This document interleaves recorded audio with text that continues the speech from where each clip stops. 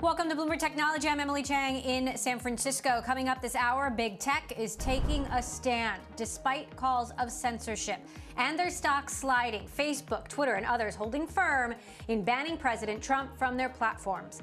And Google, Apple, and Amazon also cutting off the conservative social network Parler. We will break it all down. Plus, FBI warning. Bloomberg has confirmed an internal memo of the FBI pointing to more armed protests nationwide in the days leading up to President-elect Biden's inauguration. Are we in imminent danger? Could there be more bloodshed? We will ask the Anti-Defamation League CEO Jonathan Greenblatt, who has been tracking threats online. And shaking the faithful, Bitcoin falls the most since March, as much as 26% at one point. Its meteoric 900% advance over the last 2 years has even Bank of America saying, is this the mother of all bubbles? We will get to that story in a moment, but first I want to get a roundup on the big stories of the day. Of course, big tech under pressure. We saw shares of Facebook, Twitter, and Amazon all sliding on the back of the preventative measures they've taken to silence and cut off President Trump. Of course, Twitter has banned Trump from the platform permanently. Facebook has banned the president indefinitely. I want to bring in Preeti Gupta, who will give us a roundup on markets for the day. Preeti, where did we end up today? Well, hi, Emily. Yeah, a major pullback really led to the downside by those big tech names, like you mentioned, the S&P 500, the NASDAQ, even the New York FANG index, really showing you where the pain is. It's those big tech names. Even Tesla, really the media darling, the EV darling, I should say, of last year, has really taken a little bit of a pullback as well. Shares down nearly 8% on the day. Flip up the boards, you'll really see what I'm talking about with that pain in the New York FANG index. Those social media networks really taking a hit. Facebook, Twitter, Amazon. Emily, from a macro perspective, it really begs the question that those were the companies that were leading the gains last year. So how much can they really gain this year now in this political climate? So extremely important question to answer there that we'll only get post that inauguration, see how those big tech companies really perform. And then lastly, I do want to hit the semiconductors index, the SOX index, actually the outperformer on the day. We saw a lot of red on the screen. Semi's not a part of that trade. You really saw NIO partnering with NVIDIA. News that the U.S. is removing some of its restrictions with Taiwan, really enabling some of that outsourcing in the area. And as well, Intel announcing that it will increase its chip production and outsource that as well. So a lot of drivers here for that SOX index, Emily.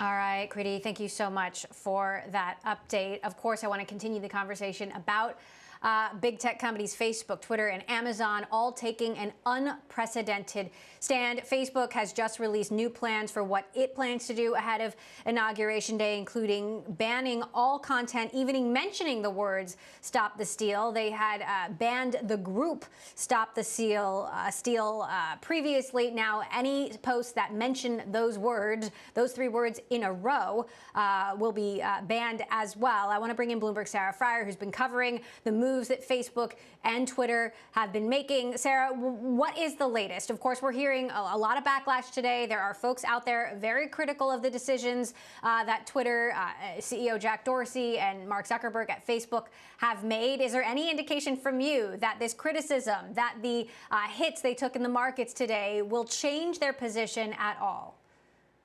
I don't think so. I think that what the companies are doing is making in addition to a move based on what their employees are asking for and critics are asking for, they're making a move based on what they think the incoming administration is going to want.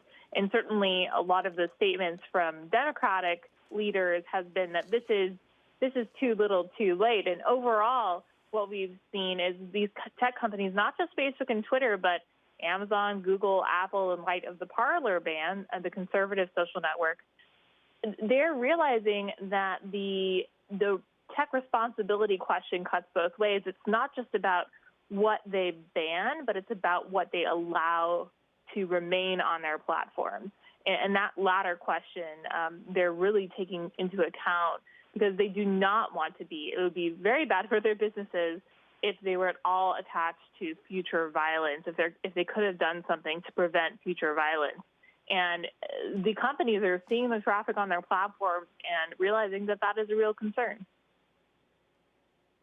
Now, we don't know exactly how the decisions were made, but one of my sources is telling me that it really came down to Mark Zuckerberg himself, that he was appalled by the events of last Wednesday, wanted to do what Facebook could to ensure a peaceful transition of power. You know, again, he said that Trump's account would be suspended at least through Inauguration Day. But as you say, there's a question of what happens beyond that. I mean, you know, what happens when he's not President Trump and just citizen Trump? Will they, you know, is he going to be banned from the platform for good, just like he is at Twitter, or will Facebook now feel the pressure to do that now that Twitter has? Well, Sheryl Sandberg at a Reuters conference today said that they have no plans to reinstate Trump's account. And it may be one of those situations where they actually had this decision off to their oversight board, this board that is supposed to hear appeals from people when their accounts get banned. After January 20th, Trump becomes a regular user, and he's subject to the same kinds of three strikes rules as other users. He could be suspended more easily. He doesn't get the kind of leeway that he gets as a public leader. The line that Twitter and Facebook often use with the president is that, you know, listen, he's a public official. The public has a right to know what he's saying, and that's just, you know, transparency. They can disagree with it. They can share it. They can be angry about it and do that in the open. But of course, this conversation really changes when there's actual human lives at risk. Then, of course, there's what happened with Parler, which might even be more dramatic than cutting off the president himself. You have Amazon Web Services saying that they will no longer service Parler, so they don't have a web hosting platform. The CEO says they're going to be offline for at least a week. And, you know, you wonder, we're also used to seeing what's going on inside the president's head, whether it's on Facebook, whether it's on Twitter. You know, it's difficult to say what's going on at the White House at this very moment, though the president has alluded to potentially starting his own social network. If President Trump wanted to start his own social network, how would he do that? And what would it look like? Well, I think it would be building on the building blocks of his entire campaign. The campaign has all of these contacts, email addresses, phone numbers that they have gathered in the course of trying to build a momentum around President Trump and do these rallies. We could see more Trump rallies. We could see a social network feeding off of them. I mean, this is a guy who likes the limelight, and if other people aren't going to give him the limelight, I can certainly see him working to make his own. So I think whether it's a media network or a social network or some combination, some Trump fan app that ends up becoming a social place, I could certainly see that as a next step. But you also have to consider that the president will have... all of this happening by the minute. Thanks so much, Sarah. I know you're doing a lot of reporting on what exactly is happening behind the scenes at these companies, so we will keep watching your updates. Bloomberg Tech, Sarah Fryer there. All right, coming up is Big Tech's decision to ban Parler and President Trump's accounts. Is it enough? We're going to hear from the CEO of the Anti-Defamation League, Jonathan Greenblatt, who's calling for all social media platforms to ban Trump forever. He has also been tracking threats, potentially new riots to come online. That is next. This is Bloomberg.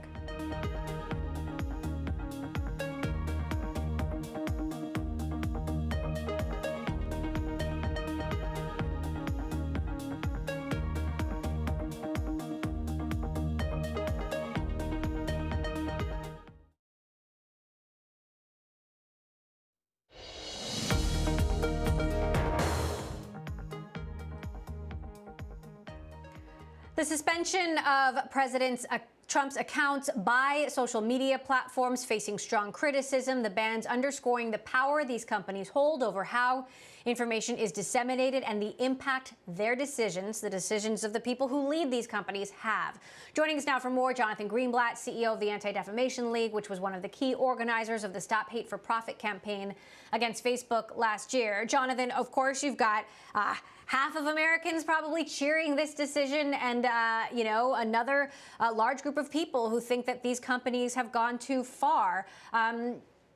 You seem to think it's not quite enough what Twitter and Facebook have done. Where are you on this?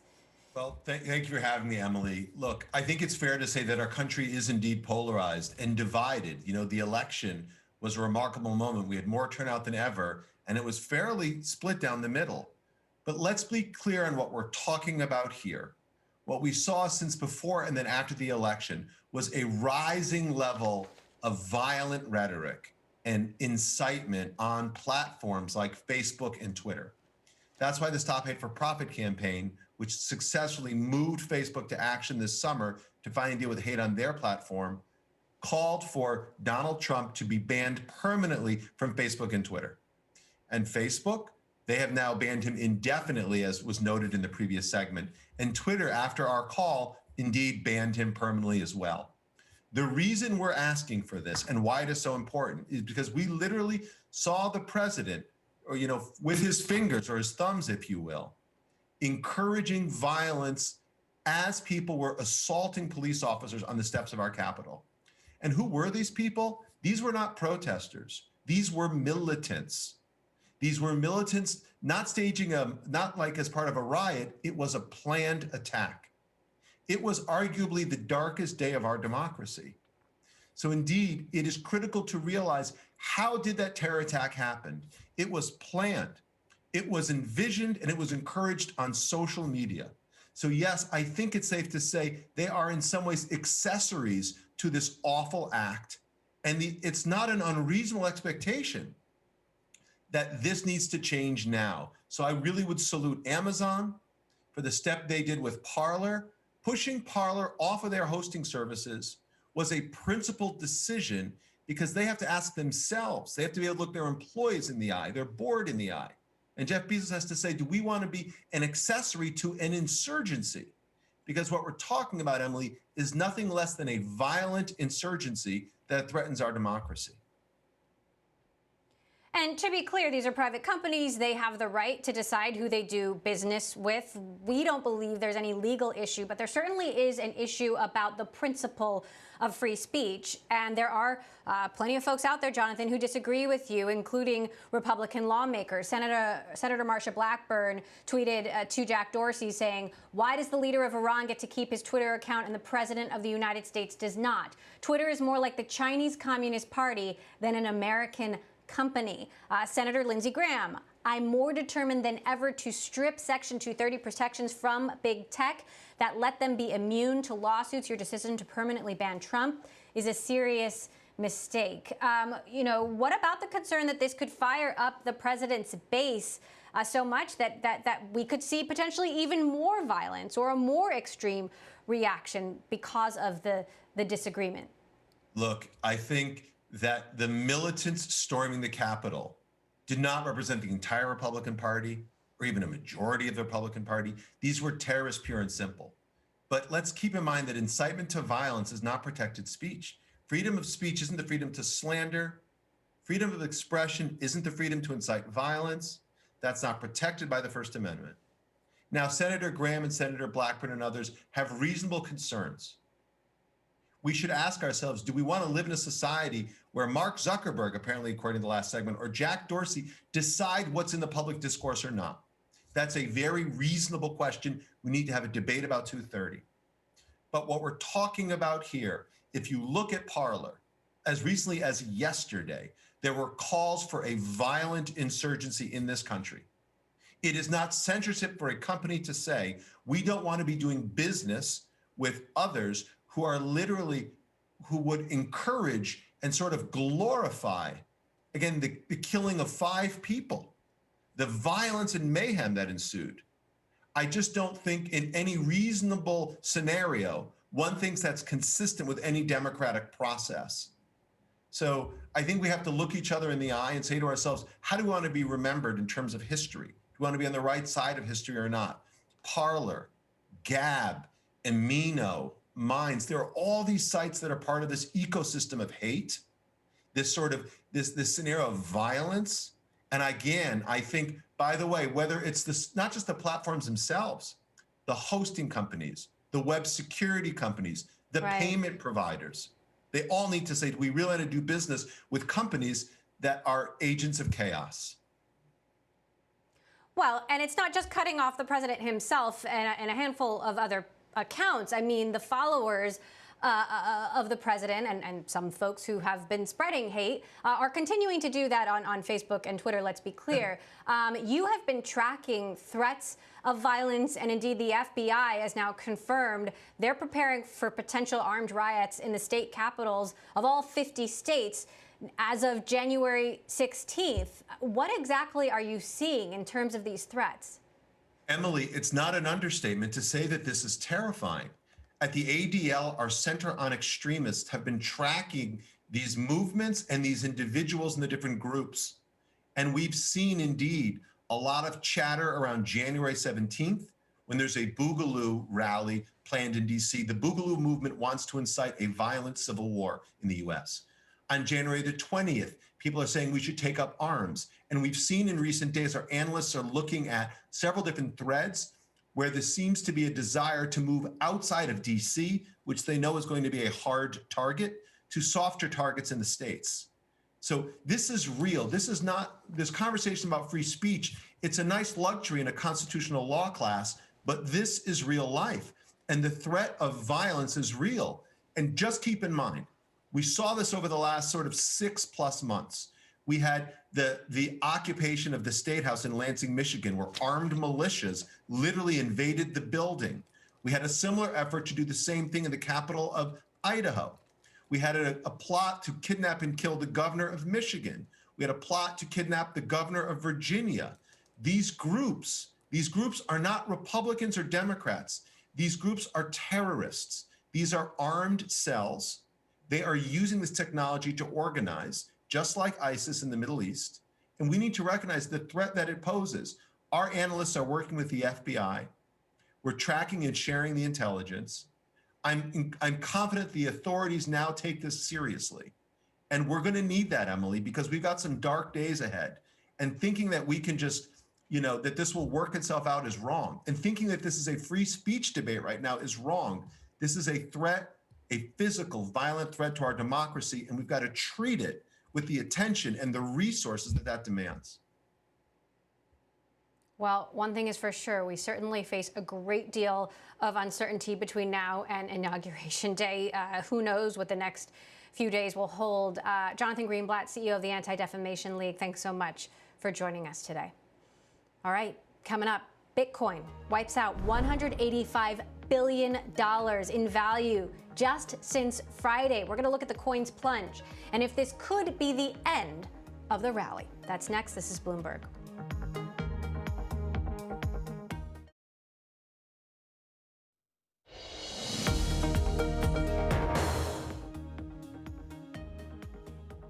Bitcoin battered in today's trade in its biggest plunge since March. The coin sliding as much as 26% over the last 2 days, wiping out $185 billion in market value since Friday, more than the market cap of 90% of the individual companies in the S&P. With me now to look at the crypto space and why this is happening, Spencer Bogart, general partner at Blockchain Capital. Spencer, good to have you back on the show. So what's driving this today? Well, we've seen a pretty sharp move upward. So, I mean, this is kind of par for the course, right? I mean, if we go back to previous cycles, in 2017 alone, we saw 4 pullbacks of 30% or more.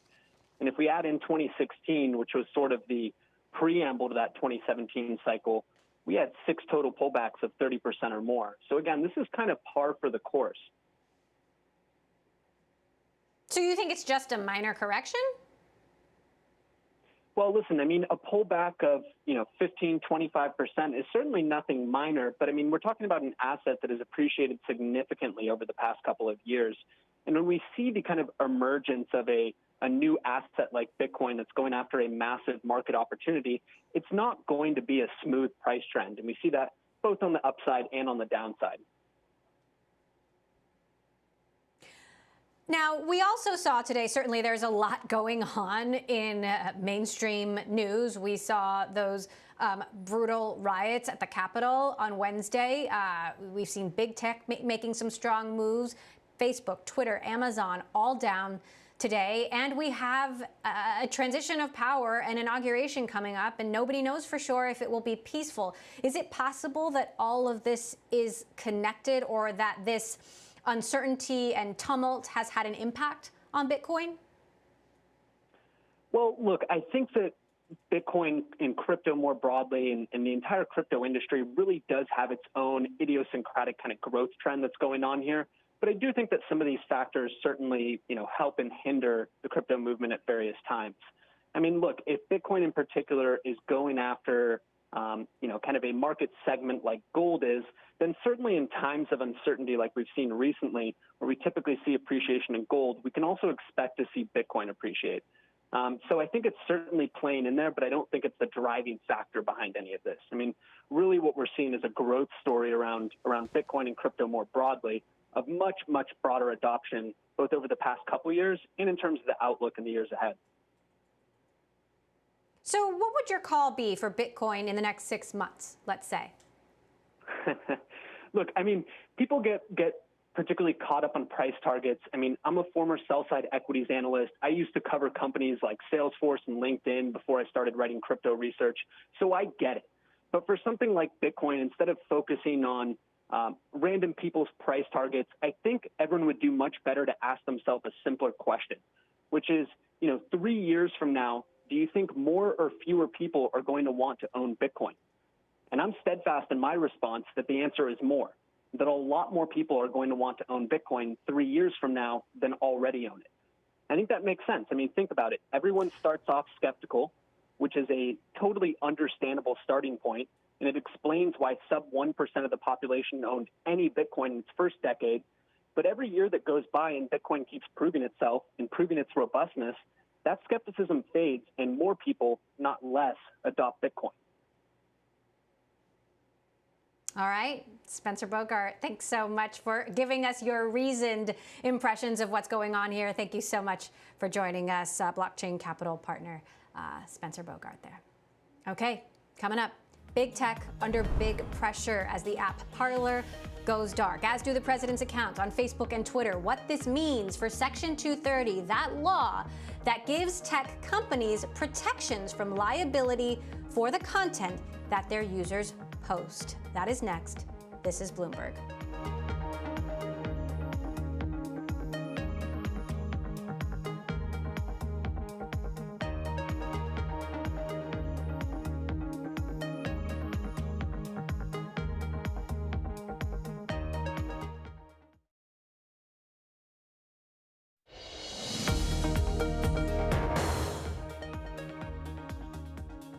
This is Bloomberg Technology. I'm Emily Chang in San Francisco. Big tech under pressure as platforms cut off President Trump and app stores and Amazon cut off Parler. Some critics saying the social platforms are chipping away at free speech, moving from moderation to censorship. With me now to look at what this means for Section 230, the legislation that protects big tech from lawsuits, is our Bloomberg White House reporter, Josh Wingrove in Washington. Josh, first of all, what is the latest in terms of what have we actually heard from the president today? It must be very disconcerting as the White House reporter not to have that steady stream of tweets that gives you a window inside the president's head at any given second.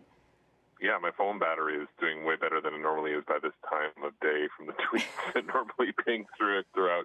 We have not heard anything live from the president today. The White House put out a statement that he gave a Medal of Honor to Jim Jordan, who's essentially one of his biggest fans. Jordan was one of the Republican House members who voted against accepting the results of Arizona and Pennsylvania in the aftermath of the storming of the Capitol last week. So conspicuous timing to give him this medal. We'll see Trump tomorrow, though. He's due to travel to the border and perhaps will make comments, but he's essentially completely disappeared from public view since Twitter froze him out, and of course since he delivered his speech last Wednesday, which led or teed up the storming of the Capitol.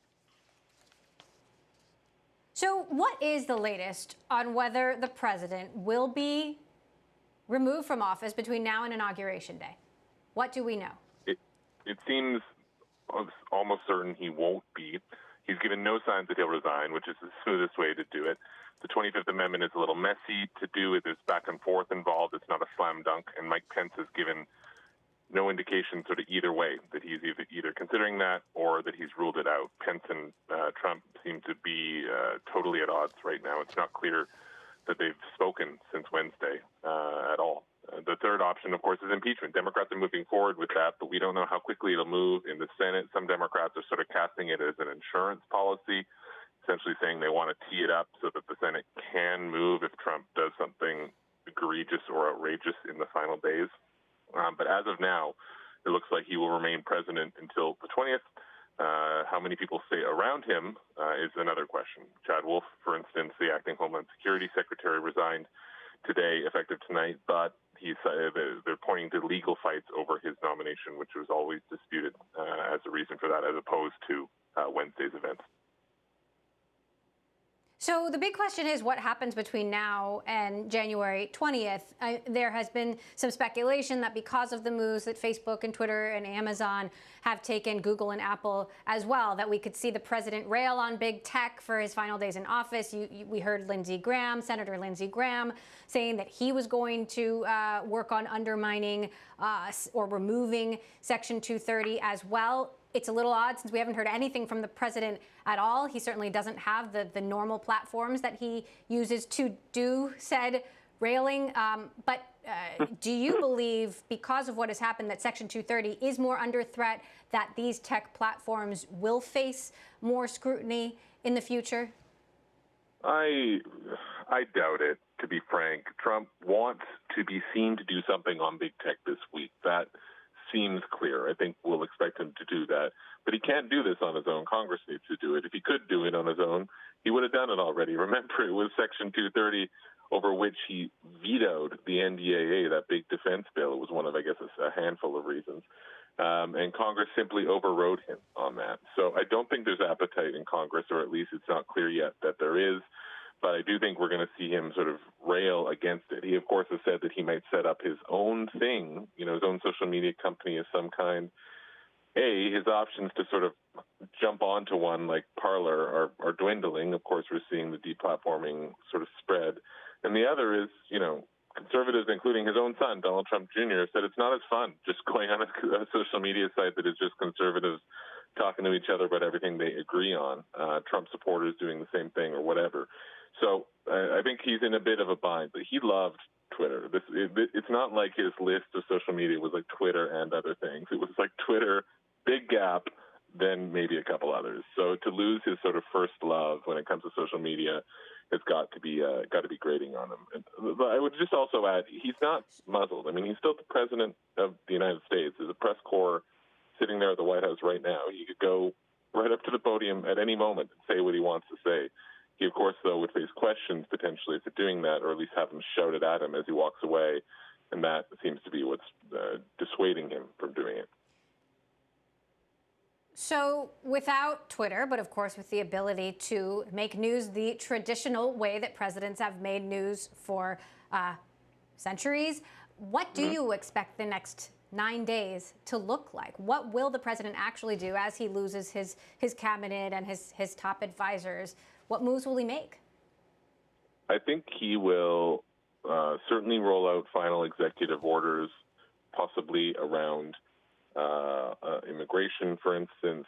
I think that he has certainly prepared at least some pardons. We don't know how many he's going to do.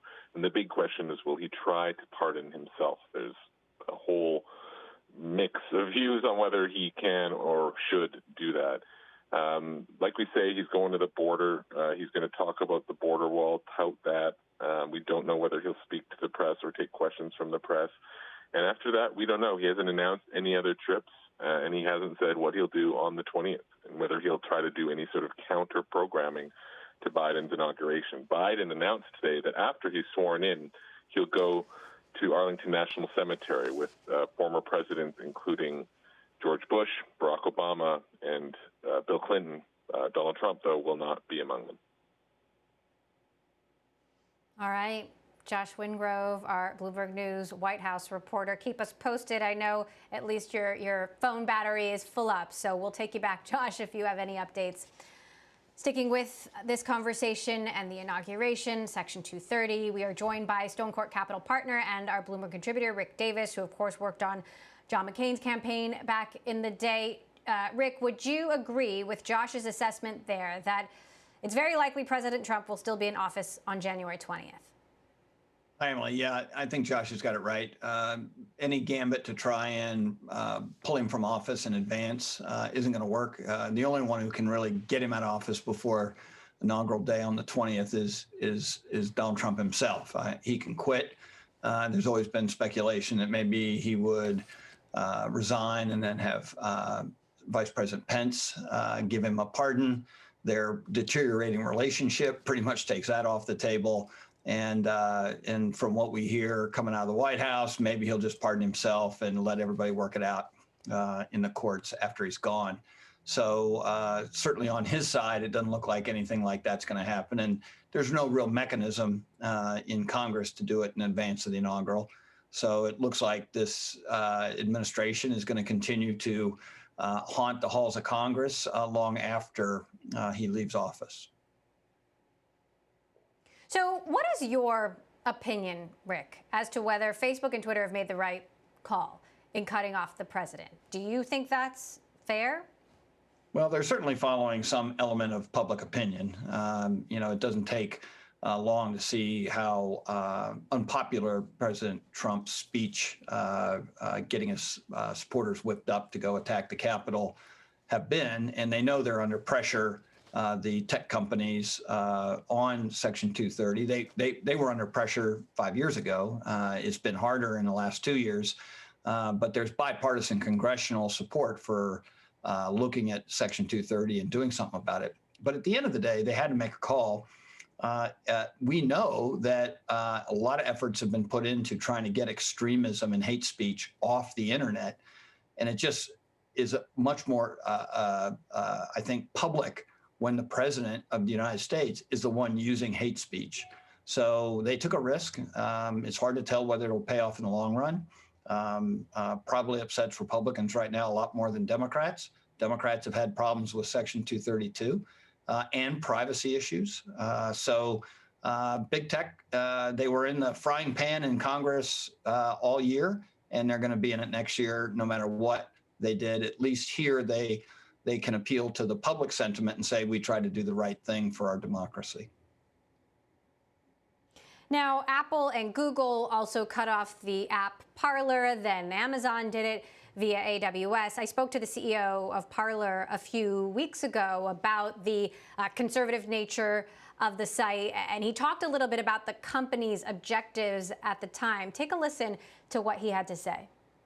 So there is a lot of people on the left on the platform. Obviously, they're outnumbered greatly by conservatives right now, which is fine. We are unbiased in that we're not defined by who's on our platform, but by our neutrality in handling the situations. That's what we're trying to bring us back to is a people's place online, not a place for these kind of big tech oligarchs. Well, John McCain used to tell me all the time. At least for the next week, Parler is not an option, Rick. Yeah. At least for the next week, Parler, the CEO, has said they won't be able to provide anyone a service, but certainly they'll be able to find another web hosting platform. Do you think the president joins that? Does he start his own thing? Yeah, I think what's outrageous about that statement is it's not the people who are on it, it's what they're doing. If you're inciting violent overthrow of your government, regardless of whether you're liberal or conservative, you should be banned from that kind of vehicle, right? I mean, that's what extremism is defined by. And we know that the Homeland Security Department has said the biggest threat to our country and our democracy is domestic extremism. I mean, I'm not sure what you think about Parler as a vehicle, but if it is aiding and abetting that kind of activity and not policing it, then they have something to account for. And I think anybody who digs in can see that Parler has been a frequent base for this kind of discussion online as to how to attack the Capitol, even as early as this last week. So I think all these companies have a big issue. There's no clear definition on what to allow and what not to allow. The pendulum for the last 2 decades has been let anything happen. And you can see the pendulum has now swung. And the question is, how do you police what's on your system and make sure that it doesn't violate the rights of others and isn't extremism? And to some degree, how do you decide what a fact is? Because part of the problem that's occurred is these systems like Parler have their own set of facts. And the reality is that that has brewed this kind of discontent. Quickly, Rick, I've only got about 30 seconds left, but what do you think is the future of the Republican Party and President Trump's role in it? In 30 seconds, it'll be a challenge. There are good people in the Republican Party, and there are people who are going to have to account for their role in helping Donald Trump do what he's done in the last 4 years, maybe 5. So I think there's a clash brewing, and the question is, when does that start to show up? All right. Well, you will keep us apprised of your opinions, Rick Davis, Stonecourt Capital partner. Rick, thanks so much for joining us to weigh in. All right, coming up, the massive effort to get the COVID-19 vaccine into the arms of Americans is just part of the picture of getting people back to work. How is that effort going? Well, slowly. We're going to check in with a health official in Florida next. This is Bloomberg.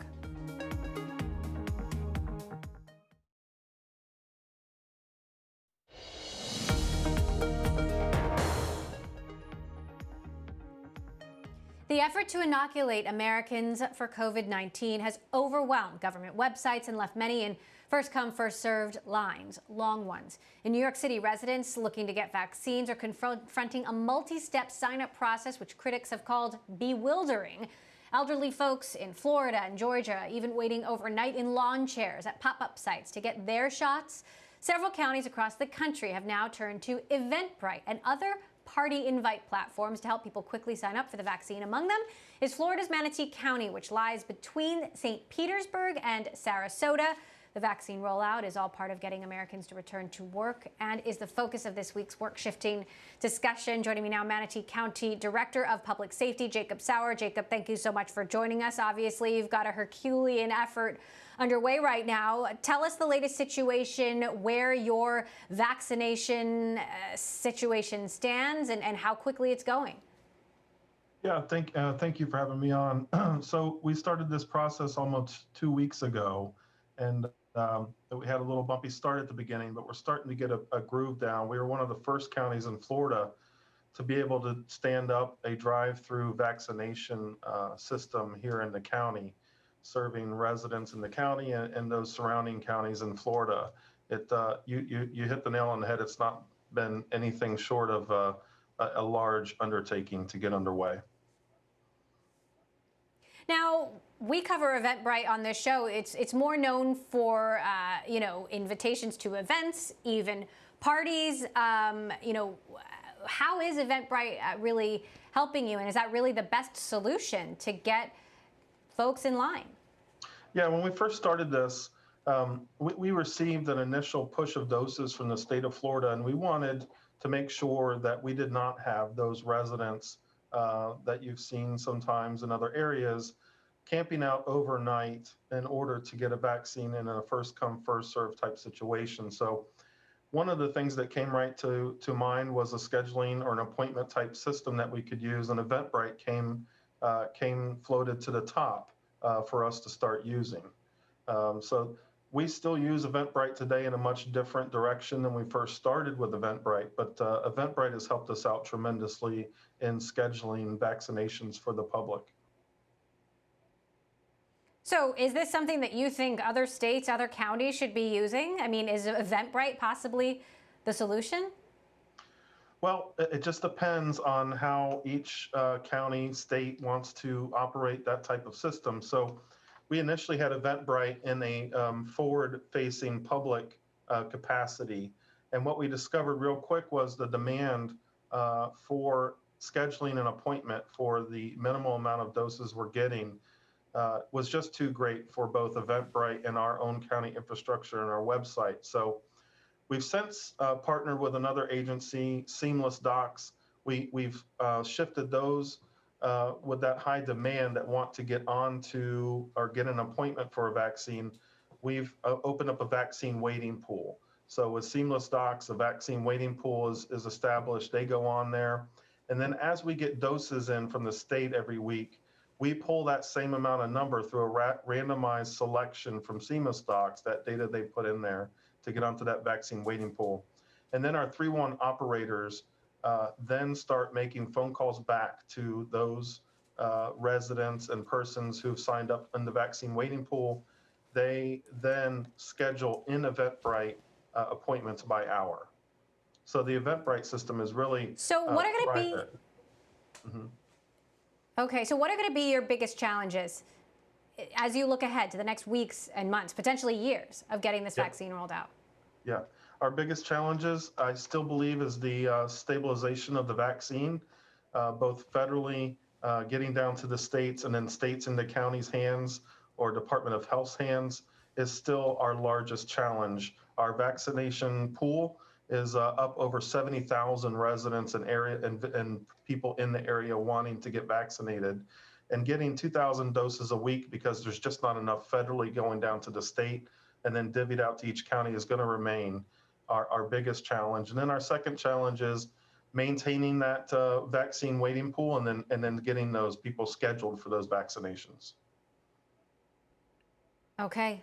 Jacob Sauer, appreciate your efforts to get everyone in your county vaccinated. Thank you so much. Public Safety Director of Florida County there of Manatee. Thank you. Okay, coming up, Intel's autonomous car unit Mobileye has unveiled new technology that it hopes will render competitors' hardware obsolete. We're going to bring you the latest with the CEO coming up as the Consumer Electronics Show gets underway. This is Bloomberg.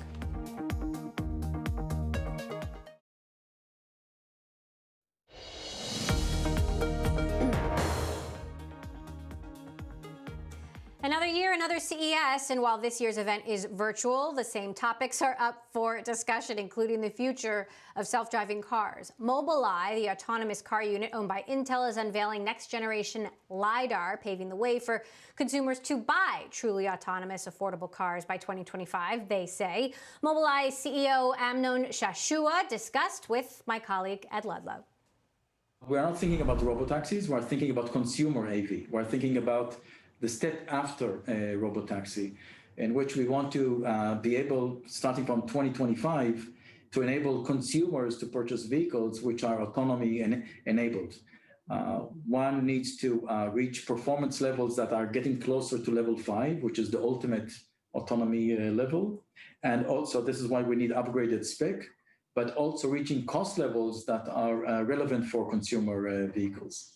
So it's kind of a contradictory, two vectors that are contradicting each other. One is adding more performance, another one is reducing cost. 2025 seems a long way away. Why get excited about this now? Why should I be interested in a system-on-chip LiDAR 5 years before it makes its way into the real world? Well, you know, in our business, you must think long-term. You must think, okay, near term, we're going to have robotaxis next year, and we're all targeting towards that milestone in terms of how we build and how we scale robotaxis for 2022.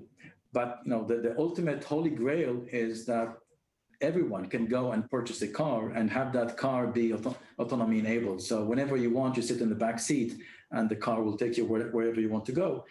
And that is a dream that can come true in 2025 timeframe. We are in serious discussions with several car manufacturers to start taking this kind of technology for a 2025 timeframe. So I think it is exciting, and it's the nature of the business that you need to think long term, not only what's going to happen the next quarter or the next year. Which car manufacturers? No, we cannot yet reveal, but they're seriously interested in going into a 2024, 2025 timeframe for consumer AV. We have already a first step And there I can mention the name of the car maker. We have a first step of productizing our camera subsystem. So the way we build an autonomous car, we have two separate subsystems. One is only cameras, and the other one is only active sensors. And each of them are fully autonomy capable. We productized the camera subsystem, which is 11 cameras around the car and very powerful computing engines. It's going to be launched in China September this year with the Geely, with the car manufacturer Geely, at high volume. And this is the beginning of enabling a level two. Level two meaning that the driver is still responsible behind the steering wheel, but in terms of performance, it can go hands-free almost everywhere. Highways, arterial roads, deep urban. And this is the beginning of taking driving assist and evolving it to an ultimate level in which it can perform autonomy, but at a failure rate which requires a driver behind the steering wheel. And this is coming quite soon, September this year. The CEO of Mobileye there with Bloomberg's Ed Ludlow. We will have more on CES throughout the week, and that does it for this edition of Bloomberg Technology. I'm Emily Chang in San Francisco. Bloomberg Daybreak Asia coming up next. This is Bloomberg.